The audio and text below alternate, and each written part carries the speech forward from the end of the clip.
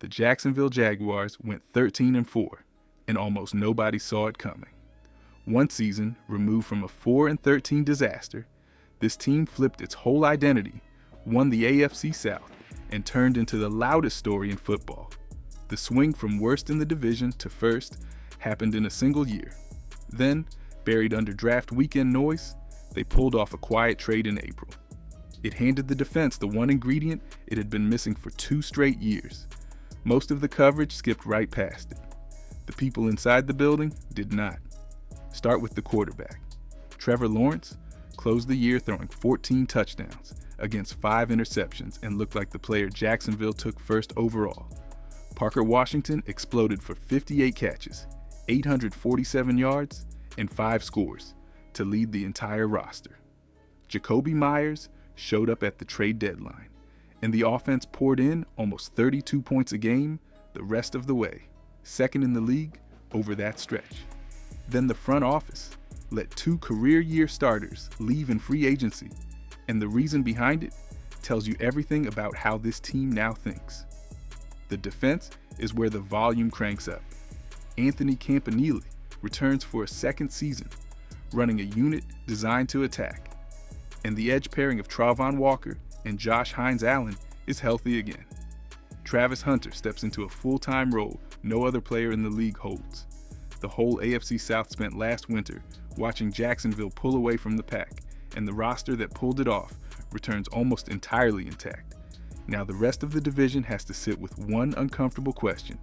Is this already the team nobody in the South wants to face? But before we get into that, hit that like and subscribe button for more Jaguars and all the NFL content. Let's aim for 200 likes on this video. For 3 seasons, the question hung over Jacksonville. Trevor Lawrence carried the draft pedigree and the contract, and the production never matched either one. Then the back half of last season arrived, and the picture flipped. With a healthy arm and a real scheme under Liam Cohen, Lawrence finished as one of the hottest quarterbacks in football and pushed his way into fringe MVP conversation down the stretch. The talent was never the issue. The situation was, and the new staff fixed it. Protected better and handed real weapons, Lawrence stopped forcing throws and started carving defenses apart. The receiver room rebuilt itself around him. Parker Washington spent 3 years grinding in near anonymity, and the new staff handed him a real role. He answered with 58 receptions, 847 yards, and 5 touchdowns to lead the team, averaging 14.5 yards a catch.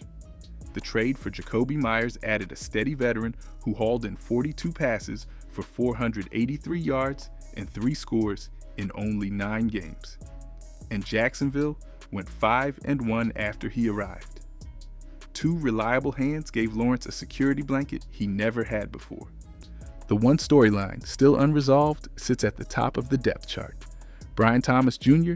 delivered a monster rookie year with 87 catches, 1,282 yards, and 10 touchdowns, then slipped to 48 grabs and 707 yards while fighting shoulder and ankle injuries.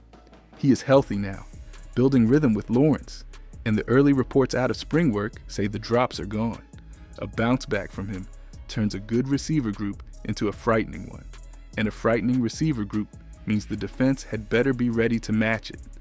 The Jacksonville defense plays with the temperament, and it starts with the coordinator. Anthony Campanile returns for a second season, and his players describe his message in 3 words: trained in violence.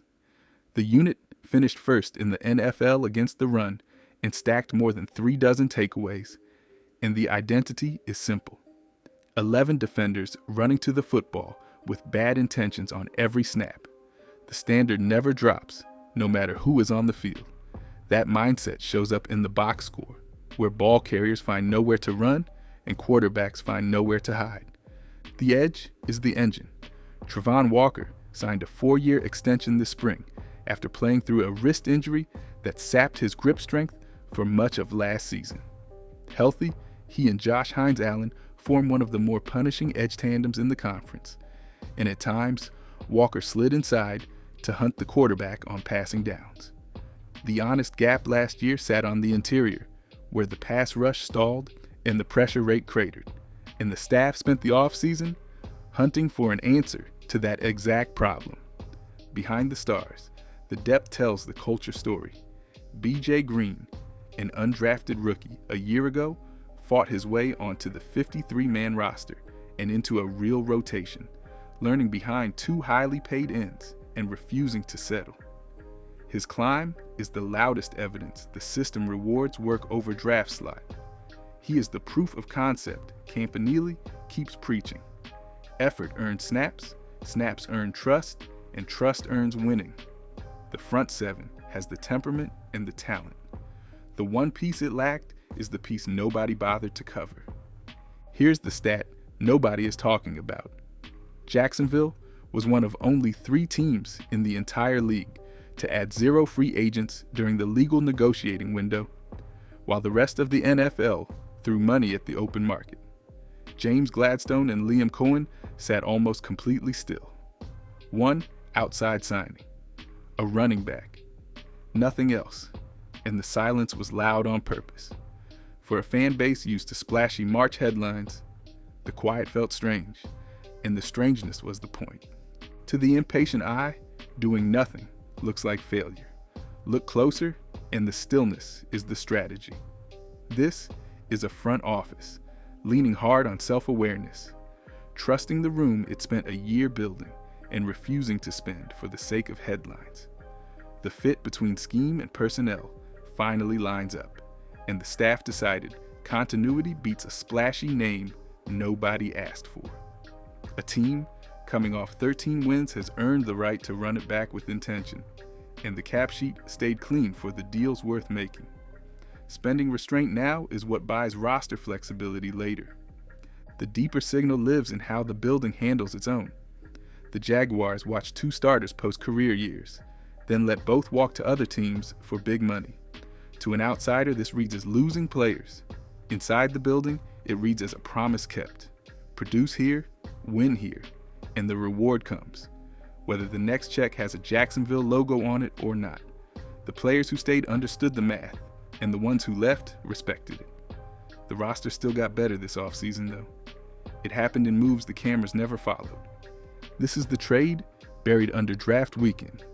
On April 17th, Jacksonville sent defensive tackle Mason Smith to Atlanta and brought back Rook Orhorhoro, a big, physical, disruptive interior lineman who fits exactly what this staff wants in the middle of the defense. Before the swap, Devon Hamilton was the lone proven anchor inside, and the rotation behind him was thin. The one gap haunting the front seven for 2 seasons, a real interior force, got addressed in a deal almost nobody flagged. Addition and subtraction in one stroke, and the interior got tougher overnight. The draft stacked even more around it. Jacksonville opened with Texas A&M tight end Nate Borkirker in the 2nd round, then added defensive tackle Albert Regis and Oregon guard Emmanuel Pregnon in the 3rd, plus Maryland safety Jalen Husky.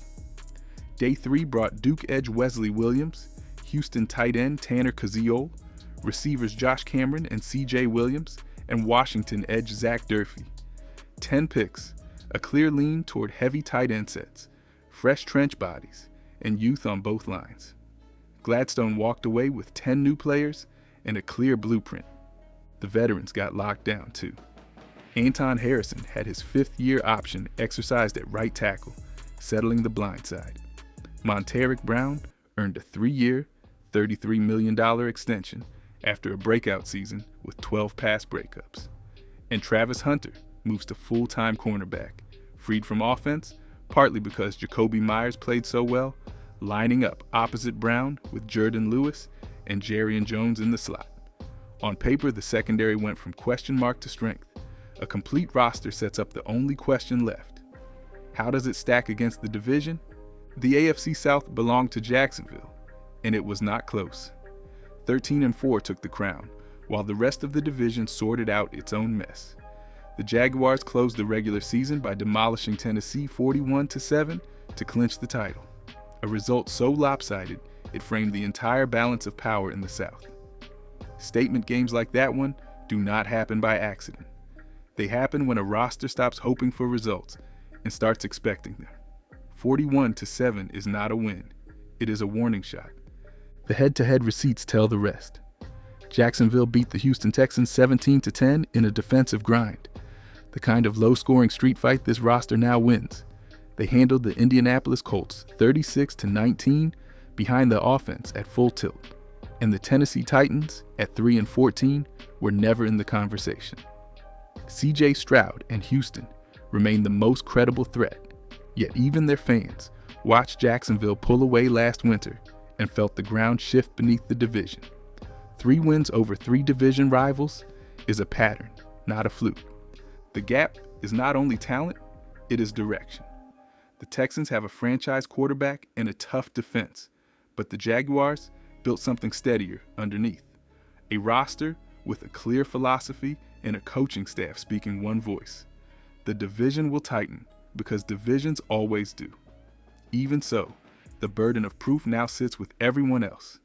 The difference is Jacksonville now sets the standard everyone else has to chase, and the standard exists because of a belief the front office acted on, while the rest of the league questioned it.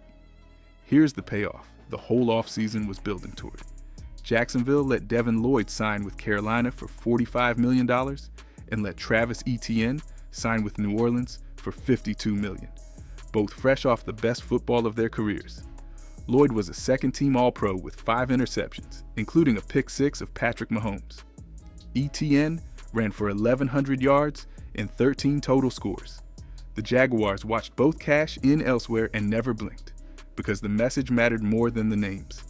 The message is the culture. Do the work, help this team win, and the reward arrives, here or somewhere else. Players who once leaned on a contract year now see proof the formula is real.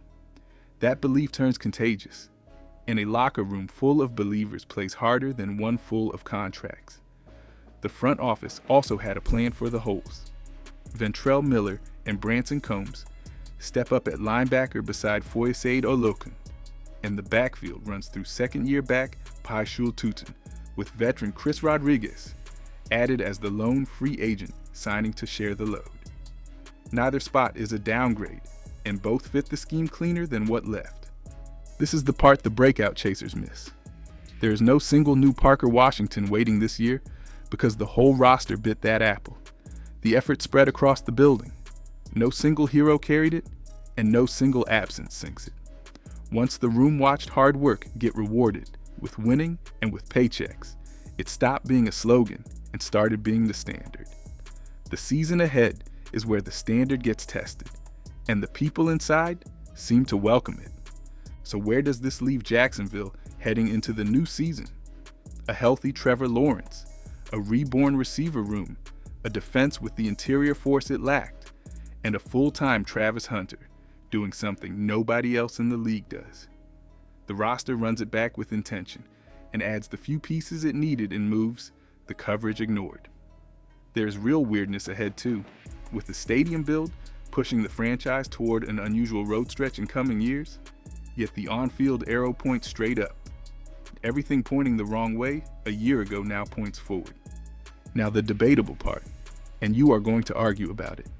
This team wins 12 games minimum, repeats as AFC South champions, and the Houston Texans finish second looking up at them again.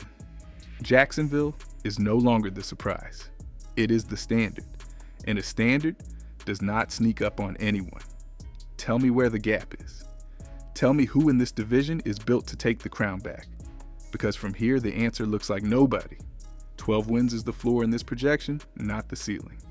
Drop your record prediction in the comments and tell me if 12 wins is too low or too high.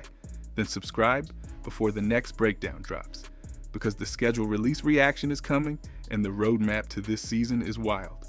The question the whole AFC South has been dodging finally has an answer. Jacksonville is the team nobody in the South wants to face, and everyone outside the building knows it now too.